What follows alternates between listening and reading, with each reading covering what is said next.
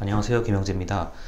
원래 우리가 강의실에서 2번 정도를 뵙고 기말고사를 봐야 되는데 부득이하게 사회적 거리두기 단계가 올라가면서 남은 책의 범위를 동영상으로 이제 편집을 할 수밖에 없는 그런 상황이 됐습니다. 지난번에도 제가 잠깐 언급을 했는데 우리가 책의 첫 부분하고 마지막 부분을 이미 공부를 다 했고 중간에 남은 부분들은 어떤 큰 이야기가 아니라 부분에 대한 이야기들이요. 우리가 큰 이야기들은 좀 추상적이고 전체적인 맥락을 다 이해하는 내용들은 다행히도 수업 시간에 다 마쳤고요. 각 부분이요. 나무로 따지면은 나무의 큰 줄기 한 4개 정도가 남은 상태입니다.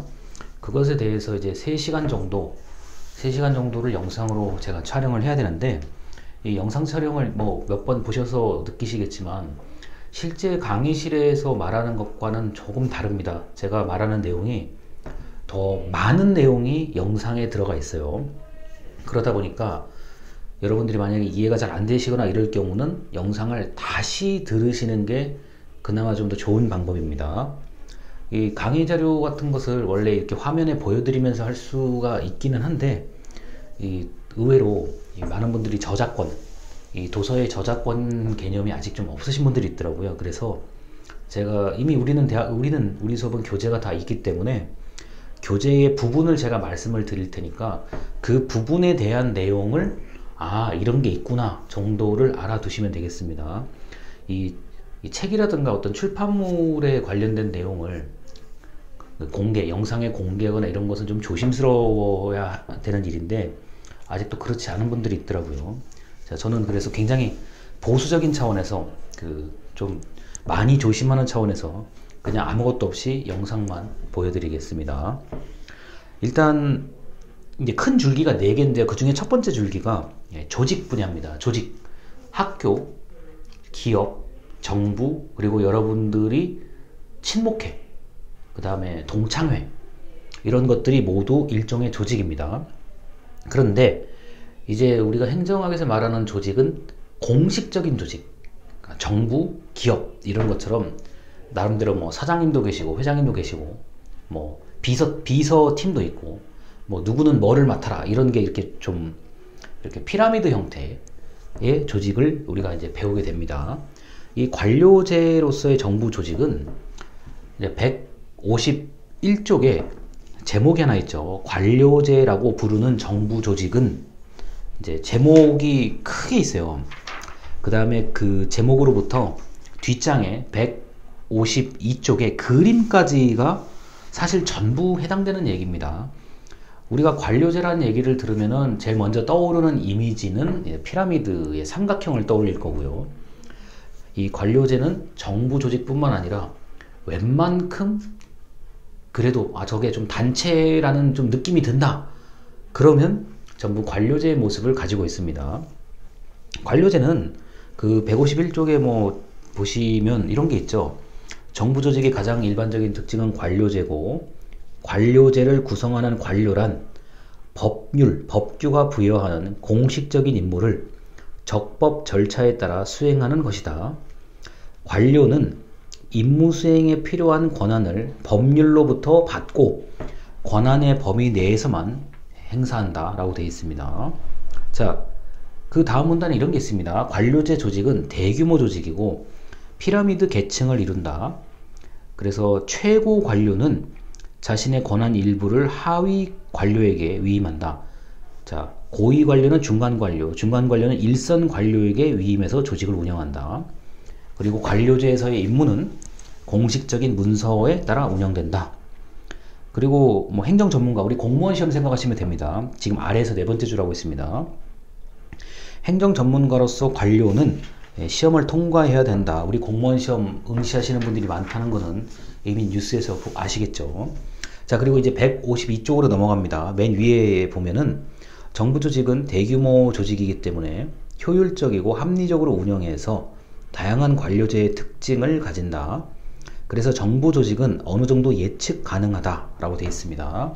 그 그림을 보면은 위에서는 지시와 명령을 하고요. 자, 아래에서는 보고를 하게 되어 있습니다. 자, 이것만 아시면 돼요. 관료제는 피라미드의 모양이고 위에서는 지시를 분업, 너는 이거 해, 너는 이거 해, 너는 이거 해, 분업에 따라 지시를 하고요.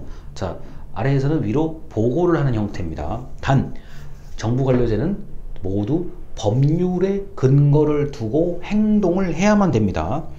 뭐 정 이해가 안 되시면 군대, 경찰, 소방을 생각하시면 철저하게 지시, 그 다음에 보고, 이렇게 생각하시면 되겠습니다. 자, 이렇게 151쪽과 152쪽의 관료제에 대한 얘기를 드렸고요. 그 다음에 필요한 것만 골라서 넘어가겠습니다. 자, 그럼 이런 관료제는 세 가지의 특징을 가지고 있죠. 세 가지의 특징인데, 그 159쪽에 그 조직구조의 기본 변수라고 되어 있는 부분이 있어요. 조직구조의 기본 변수. 거기 보면 1번 복잡성이라고 되어 있습니다. 자, 복잡성 좀 읽어 드릴게요. 조직구조의 기본 변수는, 자, 기본 단위를 통해서 규정, 문서화, 그러니까 얼마나 규정이 종이로 잘 갖추어져 있는지, 얼마나 공식성, 그러니까 비공식적인 거 말이야. 누구하고 내가 친하다 이런 개념이 아니라 공식성. 그 다음에 집권, 권한이 하나로 모여 있는 게 집권, 분권, 권한이 다 나누어져 있는 거, 이런 것으로 구분할 수 있다. 그래서 조직이 생각보다 복잡하다는 것을 알려주는 그 특징을 한 단어로 복잡성이라고 합니다. 자, 그래서 160쪽이요. 맨 위에 줄입니다. 복잡성은 한 조직을 구성하는 기구의 나누어진 정도를 말한다. 많이 나누어질수록 복잡하고, 뭐 여러 가지입니다. 많이 나눠진다. 뭐 부서가 막 10개다. 10개인 부서보다는 30개인 부서가 훨씬 복잡한 거죠. 뭐 이런 식으로 되어 있는 거고, 장소. 우리는 조직이 하나다 라는 것보다 본점도 있고 지점도 있고 뭐 지방마다 지역마다 다 이렇게 있으면 더 복잡한 거죠. 복잡성은 여러 가지 기준이 있습니다. 자, 그리고 두 번째 공식화. 공식화는, 자, 읽어 드릴게요. 공식화는 조직원의 지위나 역할, 권한이 명문화되어 있고 업무 수행의 규칙과 절차가 표준화되어 있다. 자, 문서에 따른 행정이 이루어진다. 자, 결제 받으십시오 이런 거 있잖아요. 결제 받는다. 이게 공식화예요. 자, 이런 게 많으면 많을수록 일단 일 처리가 약간 느려지는 단점은 있지만 장점으로는 명확하다. 여기에 적혀 있는 대로, 자, 이제 그 일을 했다. 뭐 이런 거요. 자, 그 다음에 이제 세 번째, 집권과 분권. 지금 160쪽의 아래에서 네 번째 줄 하고 있습니다. 집권화와 분권화는 조직의 의사결정 권한과 관련이 된다. 의사결정 권한이 위에 집중되어 있으면 집권화, 조직의, 자, 하위층에 분산되어 있으면 분권화라고 한다. 자, 그래서 우리 뭐 정부 뭐 조직 같은 거 얘기할 때 권한이 너무 집중되어 있으니까 분산시키자라는 얘기 많이 들으셨을 거예요. 그런데 분산을 해도 되는 게 있고 사실은 안 되는 게 있습니다. 너무 분산을 해버리면 통일된 행동을 못하는 경우들도 있어요. 자, 그래서 여러분들이 조직의 특성이라 그러면 세 가지입니다. 1번 복잡성, 2번 공식화, 3번 집권과 분권이라고 알아두시면 뭐 어디 가도, 이거는 경영학도 이거는 마찬가지입니다. 이렇게 아시면 되겠고, 그 다음에 이제 163쪽입니다. 자, 이게 좀 그 영상으로 강의를 하면은 우리가 강의실 강의보다는 제가 좀 드려야 되는 내용이 많아가지고 말이 좀 빨라요. 그래서 약간 느리게 듣거나 반복하셔서 들으면 좋고요.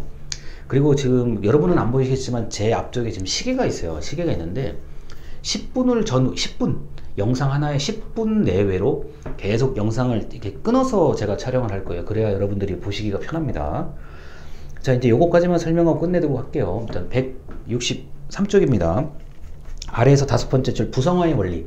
요거는 좀 그 실생활에 응용을 하실 수가 있습니다. 부성화의 원리인데 부처 편성의 원리라고 하죠. 자, 이런 겁니다. 자, 총무과, 총무, 인사, 재무, 뭐 판매, 영업, 뭐 이런 식으로요. 이게 부성화의 원리입니다. 자, 부성화의 원리란 조직 편성의 원리나 기준을 말하는 것이다. 한 조직에 여러 사무가 만들어지면 유사한 사무, 비슷한 것을 묶어서 기구를 만든다 라고 되어 있습니다. 자, 다시 말하지만 우리 기업 같은 경우는 뭐 영업팀, 재무팀, 뭐 인사팀, 총무팀 이렇게 나누는 경우들이 많고요. 정부도 마찬가지요. 자, 정부 어떻게 나눕니까? 자, 무슨 주민센터, 무슨 동주민센터. 자, 그 다음에 구청 안에 보면은 여러 개의 부서가 있죠. 뭐 예산, 돈을 다루는 부서도 있고요. 그 다음에 청소를 하는 그런 부서도 있고요. 뭐 여러 가지 부서가 있듯이 그게 전부 다 부성화의 원리입니다. 별거 아니고 굉장히 쉬운 것들입니다. 자, 그런데 이 부성화의 원리는 조직이 커지면 어떤 순간에는 반드시 역할을 나눠줘야 되는 거죠. 우리 이런 거죠. 야, 뭐 A, B, C 너 세 사람 모여서 너는 처음에 뭐 차에서 물건을 내리는 일만 해. 자, 뭐 가, 나, 다 너희 세 명은 물건을 포장하는 일만 해. 뭐 그 다음에 이제 뭐 갑, 을, 병, 정 이 네 사람은 너희는 이제 물건을 어디다 배송하는 일만 해. 이렇게 업무를 분담하잖아요.